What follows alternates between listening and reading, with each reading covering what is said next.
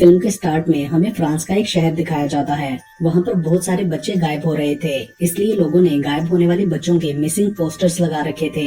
उसके बाद हम एक लड़की लूसी को बस स्टॉप पर अकेले बैठा देखते हैं, जिसकी दोनों आंखों का कलर डिफरेंट था क्योंकि उसे हेट्रोकॉर्निया की बीमारी थी। लूसी नर्स बनने की प्रैक्टिकल ट्रेनिंग ले रही थी, जो उसे एक लेडी मिसेस विल्सन देने वाली थी। वो लूसी को बस स्टॉप से पिक करती हैं और रास्ते में लूसी से फ्रैंक होने के लिए उससे बातें करने लगती है। वो लूसी के डिफरेंट आई कलर को देखकर हैरान होती है और बोलती है कि इसका मतलब है कि तुम्हारे अंदर दो डिफरेंट सोल्स हैं। लेकिन लूसी बताती है कि मेडिकल टर्म्स में इसे पिगमेंट डिस्कलरेशन कहा जाता है। उसके बाद वो लोग अपने पहले पेशेंट के घर जाती हैं, जो कि एक आदमी था। मिसेस विल्सन लूसी को बताती हैं कि हमारे ज्यादातर पेशेंट्स बेड से उठ नहीं सकते, इसलिए उसके पास उनके घरों की एक्स्ट्रा कीज होती हैं। वो ये भी बताती है कि इस पेशेंट को ज्यादा केयर की जरूरत नहीं है, इसे डेली सिर्फ एक इंजेक्शन लगाना होता है और हमारे पास टाइम लिमिटेड होता है, इसलिए हमें अपने शेड्यूल के साथ स्ट्रिक्ट रहना पड़ता है। इस तरह की बातें करते हुए वो लोग पेशेंट एंड्री के अपार्टमेंट तक पहुंच जाती हैं। शायद एंड्री की ग्रैंड डॉटर मिसिंग थी, इसलिए वो मिसेस विल्सन से बार बार उसके बारे में पूछता है।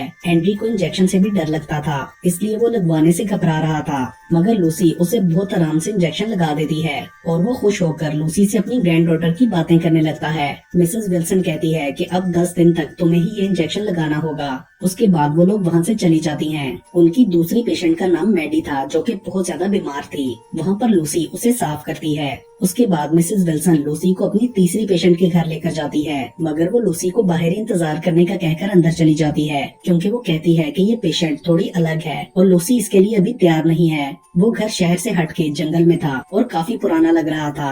लूसी कार में बैठे बैठे बोर होने लगती है, इसलिए वो भी अंदर चली जाती है। वो घर एक बहुत बड़ा मेंशन टाइप था और उसकी सब खिड़कियां पूरी तरह से बंद थी। ये देखकर लूसी काफी हैरान होती है। वो टूटा फूटा और उजाड़ लग रहा था, जैसे कोई वहाँ रहता ही ना हो। लूसी अंदर चली जाती है, जहाँ पर वो देखती है कि दीवारों पर हर तरफ स्टफ्ड एनिमल्स के सर लगे हुए हैं। वो चलते चलते पेशेंट के रूम में पहुँच जाती है। पेशेंट बहुत बूढ़ी थी और उसका रंग बहुत ज्यादा सफेद था। मिसेस विल्सन लूसी को देखकर कहती है कि तुम्हारी क्यूरियोसिटी अच्छी है, क्योंकि नर्स को ऐसा ही होना चाहिए। वो उसे पेशेंट का नाम मिसेस डिबोरा जेसल बताती है और कहती है कि ये लेडी कभी फ्रांस की बहुत फेमस बैलेरिना डांस टीचर हुआ करती थी, लेकिन अब ये कोमा में है काफी सालों से।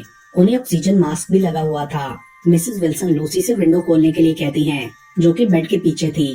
डिबोरा के पास बहुत सी बुक्स कलेक्शन थी। विल्सन लूसी से कहती है कि वो कोई भी बुक पढ़ सकती है। लूसी एक बुक सिलेक्ट करती है, मगर जब बुक के अंदर से मौत निकलता है तो लूसी बुक वापस रख देती है।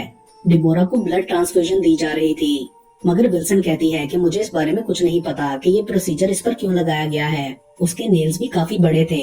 लूसी उसकी फैमिली के बारे में पूछती है तो विल्सन बताती है कि उसकी सिर्फ एक बेटी थी, जो पैदाइशी डेफ थी और काफी अर्सा पहले उसकी डेथ हो चुकी है। इस लेडी को ओल्ड होम या हॉस्पिटल में इसलिए नहीं ले जाया गया क्योंकि ये अपने घर में रहना चाहती थी और ये बहुत ज्यादा अमीर है और कहा जाता है कि इसने यहाँ पर कोई खजाना भी छुपा रखा है। मैंने काफी ढूंढा, लेकिन मुझे यहाँ वो खजाना नहीं मिला। लूसी नोट करती है कि डिबोरा के गले में एक अजीब सी चाबी वाला लॉकेट भी है। लूसी के पूछने पर विल्सन कहती है कि इसकी कोमा से जागने की कोई भी उम्मीद नहीं है। फिर वो लोग खिड़की बंद करके वहाँ से आ जाती हैं। उसके बाद विल्सन लूसी को ड्रॉप करते हुए उसके काम की तारीफ करती है और कल दोबारा यही मिलने के लिए कहती है। वापसी पर विल्सन रास्ते में जाते हुए एक लड़की को किडनैप कर लेती है, जो कि साइकिलिंग कर रही थी। दूसरी तरफ लूसी अपने बॉयफ्रेंड का वेट कर रही होती है। विलियम एक बोट पर काम करता था। रात को वो लूसी से मिलता है और फिर वो दोनों बार में जाते हैं, जो कि विलियम की मॉम का था। वहाँ उसका भाई बेन भी उनसे मिलता है। विलियम लूसी से उसके फर्स्ट डे के बारे में पूछता है, जिस पर लूसी कहती है कि उसका दिन काफी अच्छा गुजरा। वो विलियम को उस मेंशन के बारे में बताती है, जिसका विलियम को भी पता था। लूसी बताती है कि उस घर में सिर्फ एक लेडी रहती है, जो कि कोमा में है और वो औरत काफी बूढ़ी भी है। लूसी उसे ये भी बताती है कि मेरी टीचर के मुताबिक उसके घर में बहुत सारा खजाना छुपा है। ये सुनकर विलियम कहता है कि हमें वो खजाना चुरा लेना चाहिए, ताकि हम लोग एक अच्छी लाइफ गुजार सकें। मैं सारी जिंदगी बोट पर काम नहीं करते रहना चाहता। बेन भी वहाँ आकर पूछने लगता है कि वो लोग किस बारे में बात कर रहे हैं। लूसी विलियम की चोरी वाली बात पर उससे नाराज हो जाती है और वहाँ से चली जाती है। विलियम उसके पीछे जाकर रोकने की कोशिश करता है और कहता है कि तुम्हारे डैड को भी तो फाइनेंशियल प्रॉब्लम्स हैं। मगर लूसी उससे कहती है कि तुम पहले ही चोरी की वजह से 2 महीने जेल में रहकर आए हो और फिर ऐसे स्टूपिड आइडिया सोचते हो। लेकिन विलियम कहता है कि तुम इस बारे में जरूर सोचना। उसके बाद लूसी वहाँ से चली जाती है। घर जाकर वो देखती है कि उसके डैड फोन पर किसी लेडी से बात कर रहे हैं। उसे ये बिल्कुल भी अच्छा नहीं लगता।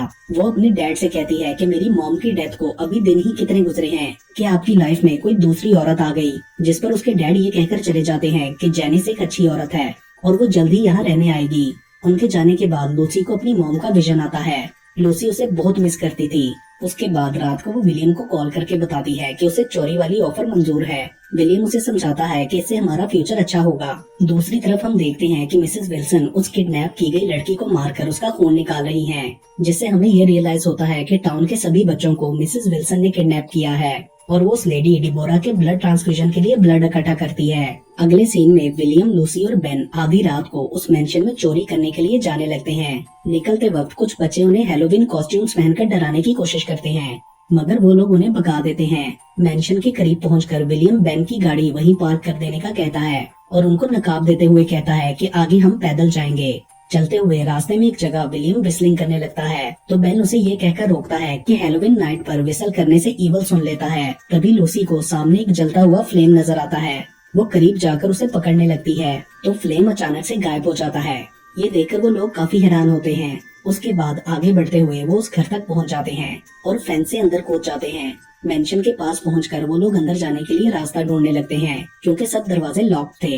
तभी विलियम को बेसमेंट की एक खुली हुई खिड़की नजर आती है। बेन और लूसी अभी भी वापस जाना चाहते थे, मगर विलियम नहीं मानता और उस खिड़की से अंदर चला जाता है। वो दोनों भी उसके पीछे जाते हैं। अंदर बहुत सारा पुराना सामान पड़ा हुआ था। बेन को लगता था कि इस घर में कोई सेफ जरूर होगा जिसमें सारा खजाना छुपाया गया होगा। पूरी बेसमेंट में हर तरफ पुराना सामान पड़ा था। वो लोग वहाँ से ऊपर की तरफ चले जाते हैं और घर की तलाशी लेने लगते हैं। लूसी कहती है कि मुझे ये सब ठीक नहीं लग रहा, कुछ बैड फीलिंग्स आ रही हैं, मगर विलियम उसे ये कहकर चुप करवा देता है कि हम खजाना लिए बगैर नहीं जा सकते। बेन एक स्टफ्ड एनिमल से डर जाता है और उससे वास भी गिरकर टूट जाता है। आगे बढ़ते हुए उन्हें एक पुराना सा दरवाजा नजर आता है जिसमें 2 लॉक्स लगे थे। वो लोग उसे छोड़कर आगे बढ़ जाते हैं और फिर एक रूम में पहुंचते हैं जो कि किसी बच्चे का था, क्योंकि वहाँ पर काफी टॉयज रखे हुए थे और दीवारों पर अजीबोगरीब ड्राइंग्स की पेंटिंग्स भी बनी हुई थी। लूसी उन्हें डिबोरा की डेड बेटी के बारे में बताती है और शायद ये उसी का रूम था। फिर उसके साथ वाले रूम में उन्हें एक टी टेबल नजर आती है जिसकी चेयर्स पर स्टफ्ड एनिमल्स रखे हुए थे और उनको इंसानों जैसे कपड़े भी पहनाए गए थे। ये देखकर वो काफी हैरान होते हैं। वहाँ से बाहर निकलकर वो एक और रूम की तरफ बढ़ने लगते हैं, मगर वो लॉक था। उन्हें लगता है कि खजाना जरूर यही होगा। तभी लूसी को उस चाबी का ख्याल आता है जो उसने डिबोरा के गले में देखी थी। वो गेस करती है कि वो चाबी इसी रूम की होगी। फिर तीनों चाबी लेने के लिए डिबोरा के रूम में जाते हैं। आहिस्ता से जाकर लूसी उसके गले से वो चाबी ले लेती है। डिबोरा अभी भी वैसे ही बेड पर लेटी हुई थी। उस चाबी से वो दरवाजा नहीं खुलता तो बेन लॉक तोड़ देता है और वो लोग रूम के अंदर चले जाते हैं। उस रूम में उन्हें एक मैनिक्विन सा नजर आता है जो कपड़े से ढका हुआ था। वो कपड़ा हटाते हैं तो उन्हें पता चलता है कि वो कोई पुतला नहीं बल्कि एक लड़की की डेड बॉडी थी। लूसी कहती है कि शायद ये डिबोरा की बेटी एना की डेड बॉडी है जिसे उसने ऐसे प्रिजर्व करके रखा हुआ है और शायद यही उसका सबसे बड़ा खजाना है। एना ने बैलरीना का आउटफिट पहना हुआ था। उसके पाँव के नीचे उन्हें एक बॉक्स नजर आता है जिस पर वो डेड बॉडी खड़ी थी। लूसी बॉक्स के की होल में वो चाबी डालती है तो इसके साथ ही एना घूमने लगती है और एक म्यूजिक चलने लगता है और वो बैलरीना के स्टेप की तरह घूमने लगती है। वो बिल्कुल किसी टॉय जैसी लग रही थी। म्यूजिक की आवाज पूरे घर में गूंजने लगती है जिसका विलियम को एहसास होता है और वो गुस्से से एना को पंच मारकर रोक देता है। इसके साथ ही वहाँ की लाइट्स बंद हो जाती हैं। अचानक उनको ऊपर के फ्लोर से आवाजें आने लगती हैं जिससे वो काफी डर जाते हैं। उन्हें लगता है कि डिबोरा उठ गई है। वो रूम से बाहर निकलकर वहाँ से भागने लगते हैं, लेकिन मेन डोर लॉक्ड होता है। वो नीचे बेसमेंट में उसी खिड़की के पास जाते हैं जहाँ से वो लोग आए थे, मगर वो ये देखकर शॉक्ड हो जाते हैं कि वो अब आयरन बार से बंद हो चुकी है। उन्हें समझ नहीं आता कि ये कैसे हो सकता है। वो लोग अब बहुत ज्यादा घबरा चुके थे। लूसी कहती है कि डिबोरा के रूम में एक खिड़की है जिस पर बार्स नहीं लगी हुई।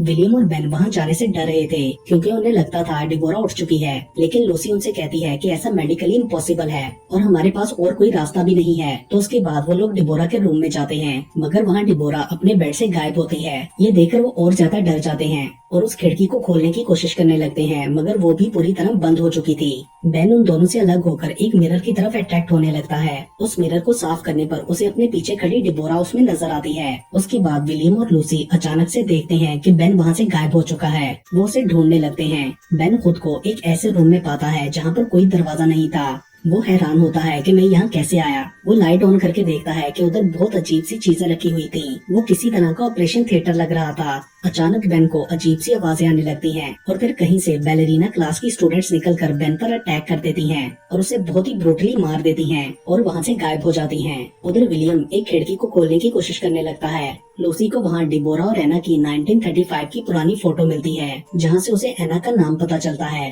लूसी विलियम को वहीं छोड़कर एना के रूम में जाती है और एना की अलमारी देखने लगती है। अचानक उसे उधर टी टेबल के पास डिबोरा बैठी हुई नजर आती है। लूसी भी एक ट्रांस में उसके सामने बैठ जाती है और डिबोरा के कहने पर उसे अपना हाथ पकड़ा देती है, जिस पर उसे डिबोरा के पास्ट का एक विजन आता है जब वो एक स्ट्रिक्ट बैलेरिना टीचर हुआ करती थी और स्टूडेंट्स डांस सीखने के लिए उसके घर आया करती थी।